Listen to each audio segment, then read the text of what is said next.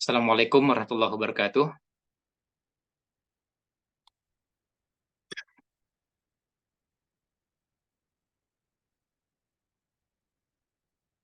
Innal hamdalillah nahmaduhu wa nasta'inuhu wa nastaghfiruh wa na'udzu billahi min syururi anfusina wa min sayyiati a'malina. May yahdihillahu fala mudhillalah wa may yudlil fala hadiyalah. Wa asyhadu an la ilaha illallah wahdahu la syarikalah wa asyhadu anna Muhammadan abduhu wa rasuluh. Allahumma shalli wa sallim ala nabiyyina Muhammad wa ala alihi wa sahbihi ajmain amma ba'd. Alhamdulillah pada kesempatan di malam ini kembali kita bisa hadir untuk sama-sama belajar. Dan pada kesempatan malam ini insya Allah kita akan melanjutkan kembali bahasan kita dari kajian dari kitab Kaifa Amalahum Sallallahu Alaihi Wasallam atau diterjemahkan dengan seni interaksi Rasul Sallallahu Alaihi Wasallam. Pada pembahasan sebelumnya kita sudah bahas tentang bagaimana interaksi Nabi Sallallahu Alaihi Wasallam dengan segmen dakwah khusus ta'amulun Nabi Sallallahu Alaihi Wasallam ma'asyara'iha da'awiyatin makhsusatin. Interaksi Nabi Sallallahu Alaihi Wasallam dengan segmen dakwah khusus. Dengan segmen dakwah khusus. Nah, ini yang akan kita kaji bersama dan insya Allah kita akan bahas apa yang sudah kita mulai dan kita akan lanjutkan dengan bahasan berikutnya. Waktu itu sampai di bahasan, jadi babnya di bab yang keempat ini, interaksi Nabi SAW dengan segmen dakwah khusus, kemudian ada sub bahasannya di bab ini, bab yang keempat ini adalah interaksi Nabi Shallallahu Alaihi Wasallam dengan orang-orang yang berbuat dosa, berbuat kesalahan.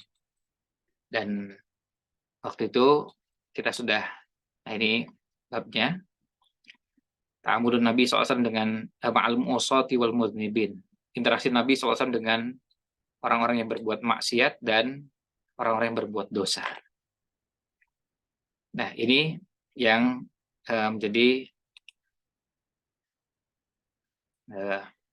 menjadi segmen dakwah khusus, yaitu orang-orang yang berbuat dosa dan maksiat.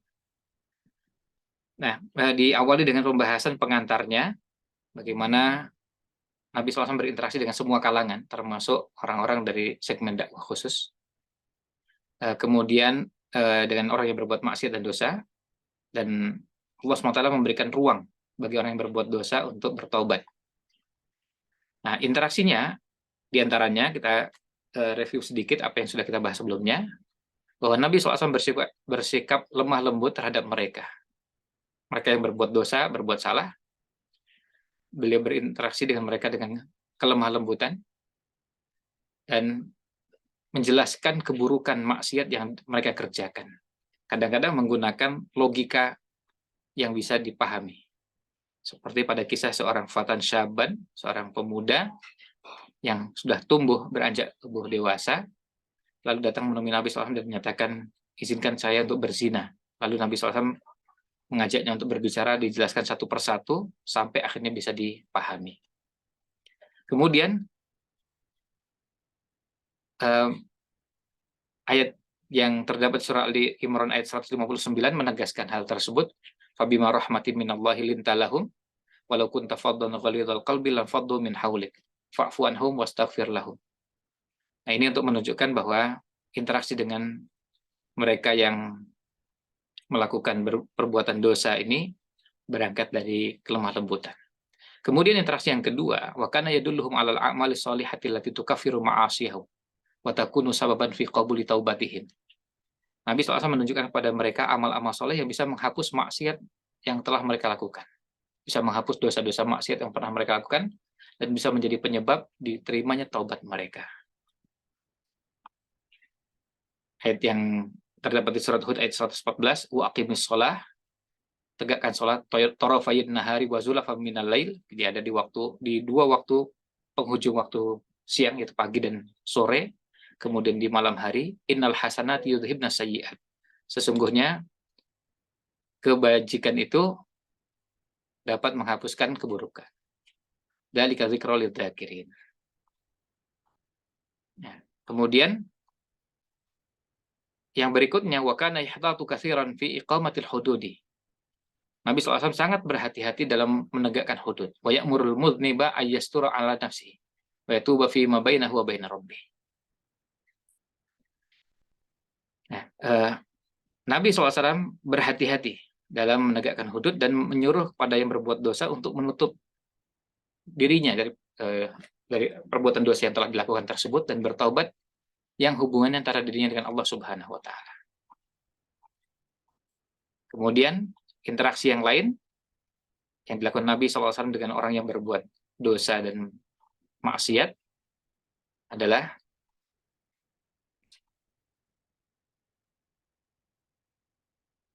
warubbama tarakal istifsara an mahiyati dzambil ladzi takabahul 'asi talaban lisatri. Bisa jadi Nabi SAW meninggalkan atau sengaja tidak bertanya, tidak bertanya kepada orang yang melakukan dosa tentang bagaimana dosa yang dilakukannya, dengan maksud supaya menutup aibnya. Jadi nggak minta detail-detailnya. Ini bentuk interaksi Nabi Shallallahu Alaihi Wasallam karena tujuan utamanya adalah yang penting tobatnya. Sehingga kadang-kadang tidak perlu minta detail dosa yang dilakukan itu dengan cara seperti apa. Nah, kemudian yang berikutnya, wa idza aqama al-hadda 'ala man waqa'a fi jarimatin kana la yu'annifuhu wa yanha an sabbihi wa la'nihi. Dan jika Nabi SAW menegakkan hukum hudud, misalnya yang untuk pelaku zina, ditegakkan hukum hudud bagi yang sudah menikah dengan yang belum menikah, dan perbedaan perlakuannya. Nah, Nabi SAW kalau melakukan hukum hudud tersebut bagi orang yang melakukan perbuatan dosa, tidak mencela, mencaci maki, atau mengata-ngatai dengan kata-kata yang kasar, karena yang bersangkutan sudah bertobat, mohon ampun kepada Allah Subhanahu wa taala. Dan itu yang menjadi tujuan utamanya sudah tercapai. Dan beliau melarang mencaci maki atau melaknat orang tersebut atas perbuatan dosa yang pernah dilakukannya. Lalu interaksi Nabi SAW yang lain, yang berikutnya, yang disampaikan oleh Syekh Muhammad Shalih Al-Munajjid dalam bukunya ini, wa naha aidan an sabbil ladzi jalada fil khamri wa 'allala dzalika bi kaunihi aunan lisyaitani 'alal 'asi. Nabi SAW melarang dari mencaci maki orang yang telah dihukum cambuk karena minum khamr. Kenapa? Karena itu bisa menjadi jalan menolong setan terhadap orang yang berbuat maksiat. Kalau dia sudah taubat, sudah. Tidak perlu mungkin diberikan cacian, makian, yang itu malah justru menjadi penolong setan terhadap saudaranya. La takunu auna syaitani ala akhikum. Jangan kalian menjadi penolong setan terhadap saudara kalian. Interaksi yang lain adalah wa naha 'anid du'a'i ala syakhsin minhum bi'ainihi bil la'ni wa ghairihi. Nabi SAW melarang mendoakan secara spesifik kepada orang dengan doa laknat atau semacamnya. Ya. Ketika ada orang melakukan perbuatan dosa,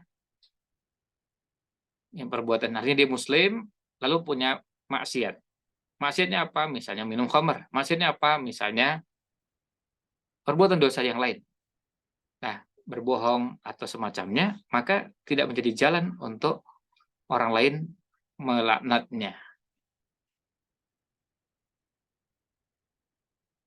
Warubbama mashtadda fi ta'nifi man waqa'a fi ma'siyatin wa khasatan man kana lahu manzilatun 'indahu. Nah, tapi juga perhatikan, ini melengkapi yang sebelumnya. Tapi bisa juga kadang-kadang Nabi SAW memberikan teguran yang sangat keras terhadap orang yang melakukan perbuatan maksiat, terutama orang yang punya kedudukan di sisi Nabi Shallallahu Alaihi Wasallam. Jika ada seorang sahabat yang mencela sahabat yang lain, lagi mencelanya sampai menyebutkan nama ibunya, Nabi SAW memberikan teguran yang keras. Innaka mru'un fika jahiliyah. kamu ini dalam dirimu masih ada perangai perilaku jahiliyah. Ini dia teguran yang sangat keras. Wa rubbama syaddada ala murtakibi dzambi wa yukarriru alaihi liyubayyana lahu fadha'atahu. Dan bisa jadi memberikan teguran dengan keras bagi yang melakukan perbuatan dosa, dan beliau mengulang-ulangnya supaya menjelaskan keburukannya tersebut.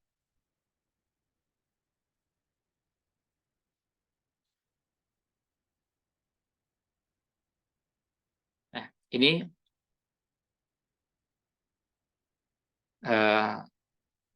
bentuk bagaimana Nabi SAW kadang-kadang menegur, dan kadang-kadang tegurannya diulang-ulang.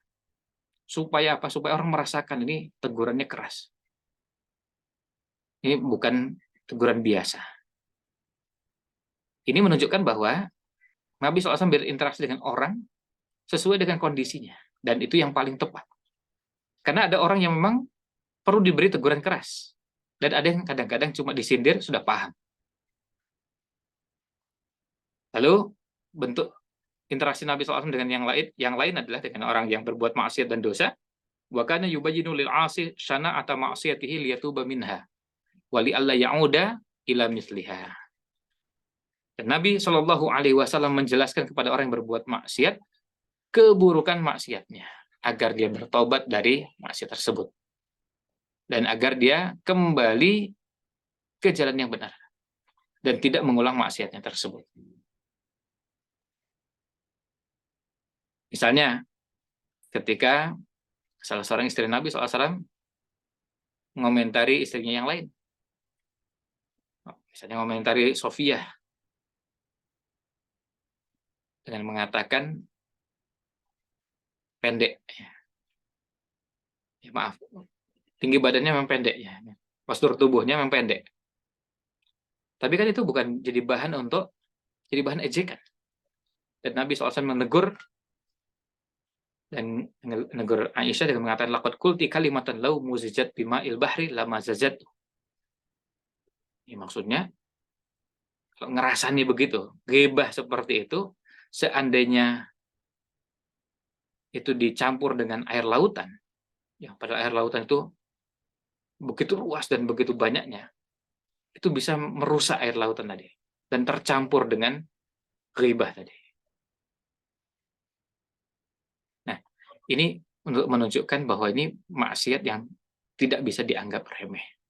Dan orang yang mendapatkan teguran seperti itu tentu merasakan ada kesan yang sangat kuat dari teguran tersebut.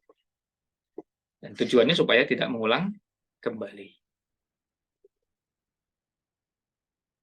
Nah, kemudian berikutnya, interaksi Nabi SAW yang lain adalah wa kana sallallahu alaihi wasallam rubbama hajara ba'dal usati zamanan hatta yahkumallahu fihim aw yatuba alaihim. Rasulullah SAW kadang atau pernah memboikot beberapa orang pelaku maksiat dalam waktu tertentu. Sampai kapan? Sampai Allah putuskan untuk mereka.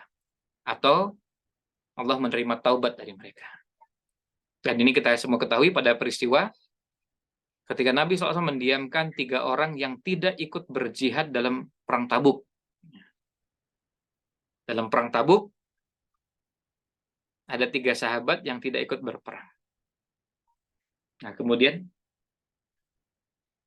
sahabat Ka'ab bin Malik mengatakan, ketika saya mendengar bahwa Rasulullah SAW dalam perjalanan kembali dari Tabuk, saya jadi sangat sedih dan berpikir-pikir untuk berdosa kepada beliau. Artinya berdosa untuk cari alasan. Alasan itu ya jelas dusta karena aslinya bukan itu alasannya. Tapi kemudian saya bertanya-tanya, bagaimana saya bisa menghindari kemarahan beliau sampai besok kalau beliau datang? Saya minta pendapat semua anggota keluarga dan kemudian saya hilangkan pikiran-pikiran tentang rencana melakukan perbuatan maksiat. Sebab saya tahu tidak ada satu alasan pun yang bisa menyelamatkan saya dari beliau. Saya memutuskan untuk mengatakan yang sejujurnya. Mengatakan yang sebenarnya apa adanya kepada beliau. Lalu Rasulullah SAW tiba di pagi hari Dan setiap kali pulang dari perjalanan, beliau SAW datang ke masjid terlebih dahulu untuk sholat 2 rakaat di dalamnya. Lalu beliau duduk untuk menyambut orang-orang. Ketika beliau SAW sedang melakukan kebiasaan itu, mereka yang tidak ikut berperang mendatangi beliau, mereka pun menyampaikan berbagai dalih dan menyatakan sumpah kepada beliau. Jumlah mereka sekitar 80 orang.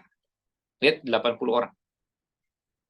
Beliau Shallallahu Alaihi Wasallam menerima apa yang mereka sampaikan secara lahiriah. Artinya secara lahiriah ya apa? Kalau mereka mengatakan itu ya sudah diterima aja ketika mereka mengatakan hal tersebut. Nah, karena tentu tidak tahu isi hatinya seperti apa. Nah, kemudian menerima sumpah mereka dan memohonkan ampun kepada Allah SWT bagi mereka. Dan menyerahkan apa yang mereka sembunyikan kepada Allah SWT. Artinya, ini semua di tangan Allah SWT. Tidak ada yang tahu isi hati mereka kecuali Allah SWT. Itu Allah tahu, ini yang jujur dan yang tidak jujur. Kan bisa pura-pura, ya Rasulullah kemarin itu saya nggak ikut berperang karena ini anak saya sakit, karena ini dan itu. Bisa alasannya, 1000 alasan bisa dikemukakan. Dan Nabi SAW menangkap secara lahiriahnya. Ini orang minta izin dan kemudian menyampaikan gini dan begitu, ya sudah, diterima aja. Tapi nanti sepenuhnya diserahkan sepenuhnya pada Allah SWT. Nah, kemudian ketika saya menghadap dan mengucapkan salam kepada beliau, beliau tersenyum dengan senyuman orang yang marah. Lihat. Ini menarik kalimatnya. Falamma sallamtu, ketika saya memberi salam, tabassama, beliau bersenyum, tabassumal mughdib. Senyumnya orang yang marah. Ya, lihat senyumnya orang yang marah itu kan kita bisa lihat dari raut wajah. Kalau kita yang belajar bahasa tubuh, kita bisa melihat ada orang senyum tapi senyumnya betul-betul tulus dan ada senyum yang marah. Lalu kemudian beliau mengatakan, "Ta'al, kemari." Ya, kemari. Kemudian saya datangi faji'tu amsi hatta jalastu baina yadayhi. Lalu kemudian saya berjalan sampai akhirnya saya duduk di hadapan beliau. Lalu beliau bertanya, "Ma khallafaka?" Apa yang membuatmu tidak ikut berperang? Apa yang membuatmu tinggal? Alam takun qadim ta'ta dhahraka. Bukankah kamu sudah membeli hewan tunggangan? Lalu kemudian jawab, "Ya Rasulullah, inni wallahi lau jalastu inda ghairika min ahli dunya la ra'aitu anni sa'akhruju min sakhtihi bi udhrin laqad utitu jadal." Ya Rasulullah, demi Allah, jika saya duduk bersama orang-orang lain di dunia ini, terpisah dari dirimu, saya tentu pasti berpikir bahwa saya akan menghindar dari kemarahannya dengan membuat berbagai macam alasan. Artinya berbagai macam alasan tentunya bohong. Walakinni wallahi laqad alimtu la in haddatsuka al-yawma haditsa kadzibin tarda bihi anni la yushikanallahu an yuskhitaka alayya. Namun demi Allah, saya tahu jika saya mengatakan kepadamu alasan dusta hari ini, alasan yang bohong hari ini, mungkin akan membuatmu senang. Namun Allah akan membuat dirimu marah kepadaku. Karena bohongnya. Walain haddatsuka haditsa sidqin tajidu alayya fihi innila arju fihi uqballahi wallahi ma kana li udhrun wallahi ma kuntu qattu aqwa wala aisara minni hina taqallaftu anka. Sahabat ini Ka'ab bin Malik ini lalu mengatakan, tapi jika saya mengatakan yang jujur, mengatakan yang sebenarnya, ini akan membuat engkau marah, dan saya berharap hasil yang baik dari sisi Allah Subhanahu wa Ta'ala. Demi Allah, saya tidak punya alasan apapun secara fisik yang lebih lapang secara ekonomi saat saya tidak ikut serta bersama engkau dalam jihad. Artinya, memang nggak ada alasan. Sebetulnya aslinya nggak ada alasan. Nggak ada alasan apa-apa. Sakit nggak? Kalau kemudian ada kesulitan ini, nggak. Ya sebetulnya bisa berangkat, tapi betul-betul nggak berangkat. Nah, ini jujur. Maka Rasulullah SAW bersabda, "Amma hadza faqad shadaqa." Adapun orang ini, maka dia sudah jujur. Fakum hatta yaqdiyallahu fika. Maka bangkitlah sampai Allah memutuskan itu. Fakumtu wa sara rijalun min bani Salamata fattaba'uni. Kemudian orang-orang dari Bani Salamah mengikutiku dan mengatakan, qul laqad ajista fi an la takuna tadarta ila Rasulillah sallallahu alaihi wasallam bima tadar bihi ilaihil mukhallafun. Wallahi ma zalu yu'annibunani hatta aradtu an arji'a ila Rasulillah sallallahu alaihi wasallam fa ukadziba nafsi. Mereka mengatakan, ini orang-orang dari Bani Salamah ini, apakah kamu tidak bisa menyampaikan uzur, menyampaikan alasan kepada Rasulullah SAW seperti alasan mereka-mereka yang tidak ikut berangkat berjihad? Ini perkataan mereka. Lalu kata Ka'ab bin Malik, demi Allah mereka terus mencela saya sampai saya sempat kepikiran. Sampai saya sempat kepikiran untuk kembali menghadap Rasul Shallallahu Alaihi Wasallam dan menyangkal apa yang sudah saya katakan sebelumnya. Lalu saya bertanya kepada mereka, apakah ada orang lain yang berbuat sama seperti diriku? Mereka menjawab, ya, ada 2 orang yang berbuat sama seperti dirimu. Artinya seperti yang dilakukan oleh Ka'ab bin Malik. Nah, kemudian mereka juga menjawab dengan jawaban yang sama. Lalu tanya, siapa itu? Lalu sampaikan bahwa itu adalah Murarah bin Rabi'ah al-Amiri dan Hilal ibn Umayyah al-Waqifi. Dan mereka berdua ini adalah orang soleh yang ikut bertempur di medan pertempuran di Perang Badar. Dan pada keduanya ada uswah, ada teladan. Akhirnya, kata Ka'ab bin Malik, saya pun pergi. Ya. Saya pun tetap bertahan dengan apa yang sudah saya sampaikan ketika saya mendengar 2 orang ini. Murarah bin Rabi'ah al-Amiri dan Hilal ibn Umayyah al-Waqifi. Nah, kemudian ini bentuknya, bentuk perlakuan Nabi SAW kepada orang yang berbuat dosa, salah satunya adalah apa? Didiamkan. Rasulullah SAW kemudian melarang kaum muslimin berbicara kepada kami bertiga. Di antara orang-orang yang tidak ikut berjihad. Cuma kami bertiga yang didiamkan.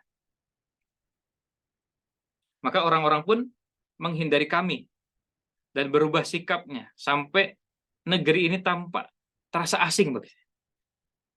Ya gimana nggak asing, orang bisa bayangkan ini kampungnya, terus kemudian ketemu orang, nggak ada yang senyum, nggak ada yang nyapa, berusaha untuk nyapa duluan nggak dijawab, kan rasanya menyakitkan. Nah, kemudian lanjutannya, Rasulullah SAW melarang kaum muslimin berbicara kepada kami bertiga di antara orang-orang yang tidak ikut berperang, dan orang-orang pun menghindari kami dan berubah sikapnya. Sampai negeri ini terasa asing bagiku. Dan bukan negeri yang saya kenal sebelumnya. Kami terus seperti itu selama, lihat ini, khamsina lailah, 50 hari.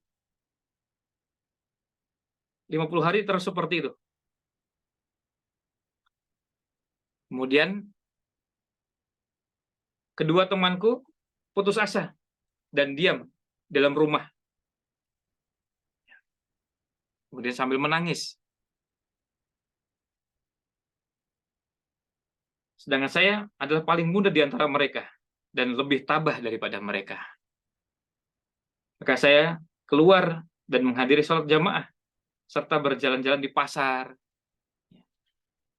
Kemudian apa yang dialami, tetapi tidak ada seorang pun yang berbicara kepada saya. Saya datang kepada Rasulullah SAW, saya mengucapkan salam kepadanya, dan beliau berada di majelisnya setelah selesai sholat.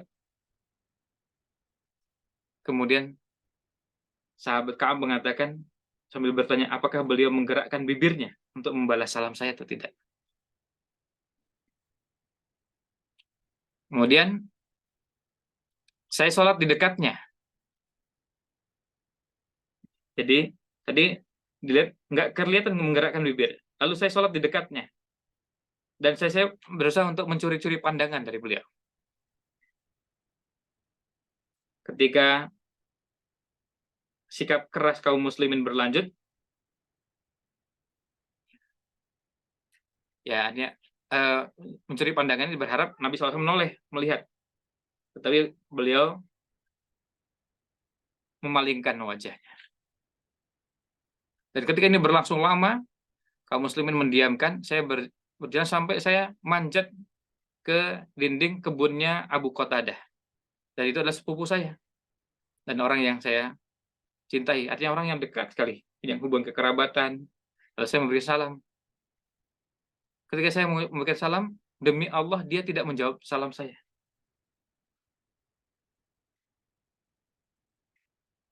Lalu kemudian Ka'ab bin Malik mengatakan, wahai Abu Qatadah, saya bertanya kepadamu, demi Allah, apakah kau tahu bahwa saya mencintai Allah dan Rasulnya? Abu Qatadah cuma diam aja. Lalu saya ulang lagi.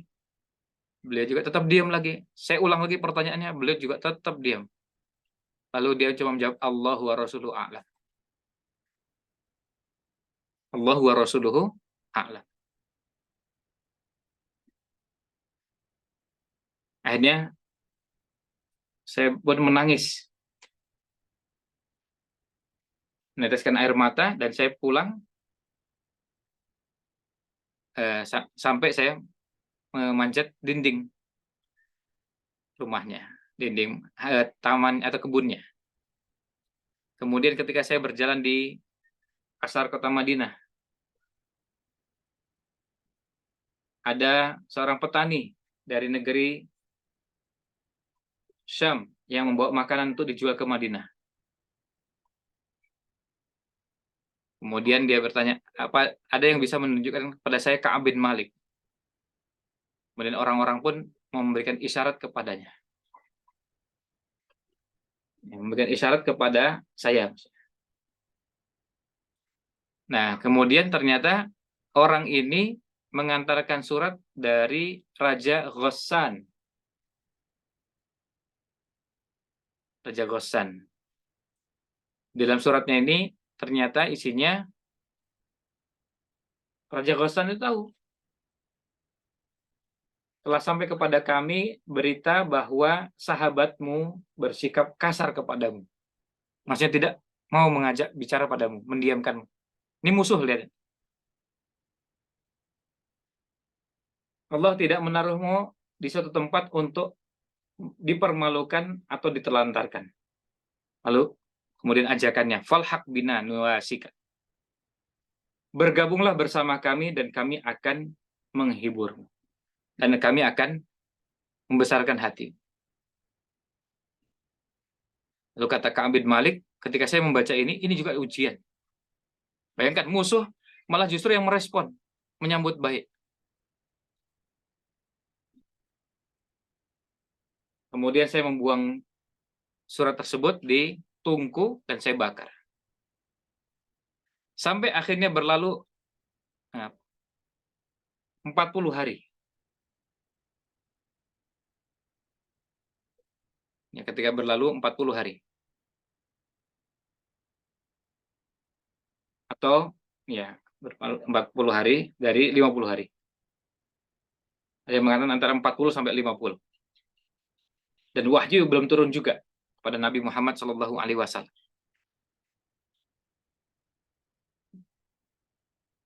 Kemudian tambah lagi ujian beratnya. Itu apa? Ujian beratnya adalah ketika ada perintah dari Rasul SAW yang menyatakan Rasul asal memerintahkan kepadamu agar menjauhi istrimu. Nah, ini berat lagi. Lalu beliau bertanya, utalliquha amma da'af'al? Apakah saya cerai atau apa yang saya lakukan? Dijawab, bal i'tazilha fala taqrabannaha. Jadi bukan dicerai, Ya, bukan dicerai, tapi jauhi saja dan jangan didekati. Artinya sudah seperti orang lain, bukan seperti layaknya suami istri. Dan lalu Nabi SAW juga mengutus orang dan menyampaikan hal yang sama kepada dua orang sahabat yang sama-sama tidak ikut berjihad. Kemudian kata Ka'ab, saya menemui istri saya dan mengatakan, silakan pulanglah kamu ke keluargamu. Tinggallah bersama mereka sampai Allah menetapkan masalah ini. Saya bertahan seperti itu selama 10 hari, sampai akhirnya 50 hari, genap ya 50 hari, dan sudah berakhir masa untuk mendiamkan sahabat tersebut. Akhirnya saya sholat subuh. Pada subuh di hari yang ke-50. Saya sholat subuh di atas satu atap rumah. Kemudian ketika saya duduk dalam kondisi seperti itu,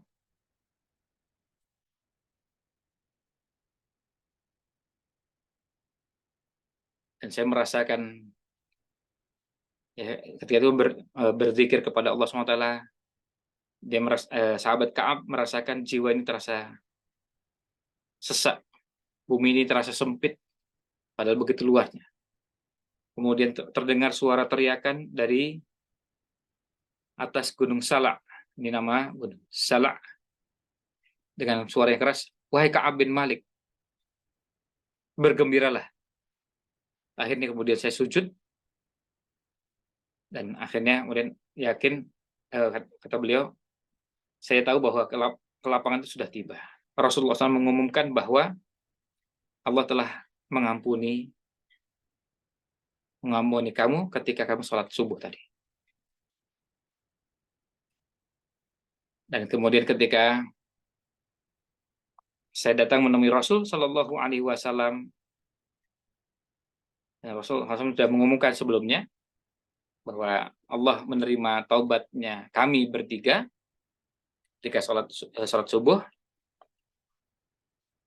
Kemudian Ka'ab datang menemui Rasul SAW dan mengucapkan salam, dan kemudian Nabi SAW pun dengan wajah berseri dan menjawab salamnya dan memberi kabar gembira kepada sahabat Ka'ab bahwa pada hari yang terbaik ini datang kepadamu. Ini adalah hari yang terbaik sejak engkau sejak Allah sejak ibumu melahirkan. Nah, lalu ditanya, apakah ini dari engkau ya Rasulullah? Dijawabnya tidak, tapi ini dari Allah SWT. Nah, ini surat At-Taubah 118 menjelaskan tentang taubatnya 3 orang yang diterima oleh Allah SWT. Nah, ini bentuk interaksi Nabi SAW kepada orang yang berbuat dosa, maksiat. Ada yang didiamkan, dan didiamkan selama sampai 50 hari, sampai akhirnya Allah menerima taubatnya. Demikian, mudah-mudahan ada manfaat yang kita bisa ambil. Mohon maaf jika kurang berkenan. Wallahu a'lam. Sallallahu alaihi wasallam ala Nabi Muhammad wa ala alihi wa sahbihi ajma'in.